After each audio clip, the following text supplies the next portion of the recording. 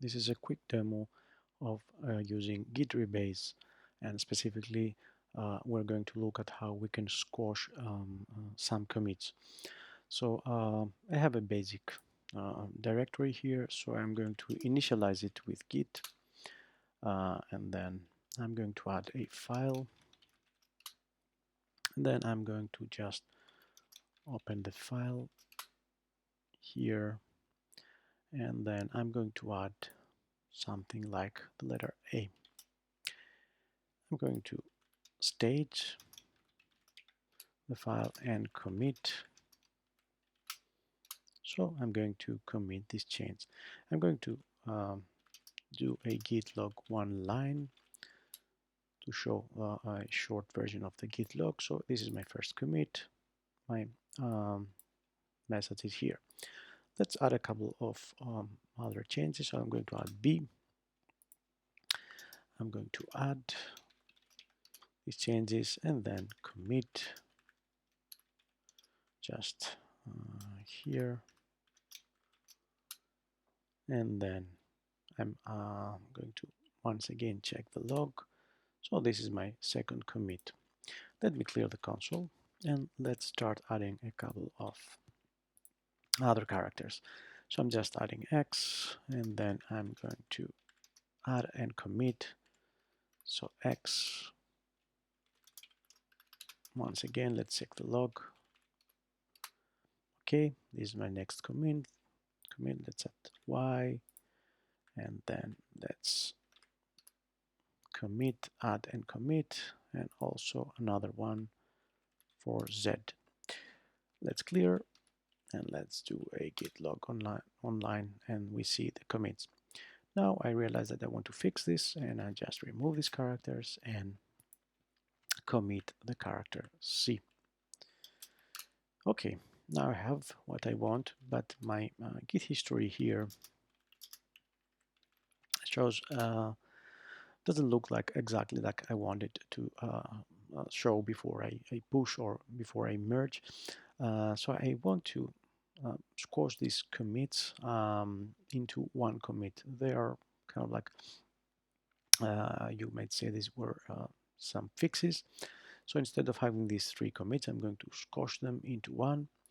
For that, I'm going to do a git rebase interactive, and I'm going to start basically from the previous commit, and then I'm going to just focus on the rest of this of the git history.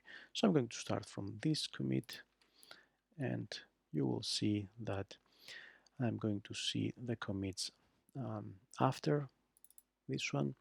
So I have X, Y, Z, and C in descending order, and I want to squash the X, Y, Z so that there's just one commit that contains these three lowercase, let's say, changes instead of three commits. So as you can see here, I see that pick lets me use the commit, and then the squash lets me use the commit but melt into previous commits. So I'm going to squash this one into the previous commit, and then I'm going to also squash the previous commit into the previous commit. So I'm going to squash this YZ into this one, and all of the changes will be squashed into one commit. Once I'm ready, I save and I close, and then my editor will open up again because rebase wants me to commit the message. Here it shows me the three commit messages that I was using in these three squashed commits, and it lets me pick what will be the message for this one commit. So I'm going to comment out these lines. All the commented lines will be ignored in the message. I'm going to say, okay, this was one commit with X, Y, Z. So just a message with all the characters that were added in these three commits, but they're now squashed into one. So I'm going to close, and let's check out the history, our history right now. As you can see, all the XYZ commits are squashed now into one commit with a message named XYZ, a different message. Let me also show the differences of this commit. So if I say git show and check to see what's happening in this commit, you will see that I am adding XYZ. So all the changes are shown in one commit. Now let's say that I want to get rid of this XYZ. I'm just interested in ABC. So let me do another git rebase interactive, once again starting from here because I'm interested in these commits. So I'm starting here and I'm going to do a git rebase. It will open in your favorite editor, and then I'm going to squash this commit into the previous commit. So I'm left with just one commit. I'm going to squash this into one commit. I'm going to close, save and close. Then it's going to ask me about commit methods.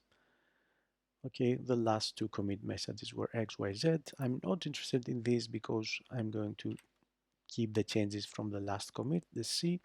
So I'm going to say C. And now, as you can see, my latest commit is here. My latest commit is here. Let's see the differences. Let's see what it contains. As you can see, I went from A, B to just adding C. So no X, Y, Z.